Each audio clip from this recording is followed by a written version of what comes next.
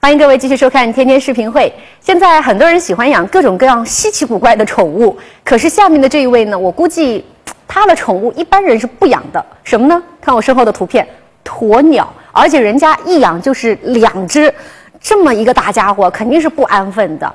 昨天下午的3点，2只鸵鸟跑了。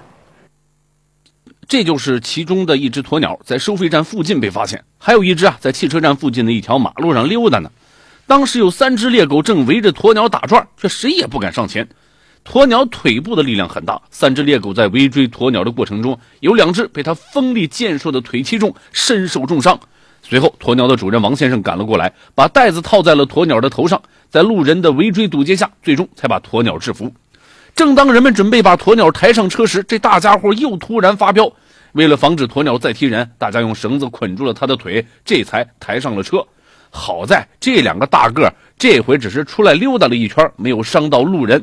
王先生，下次您可得看好喽。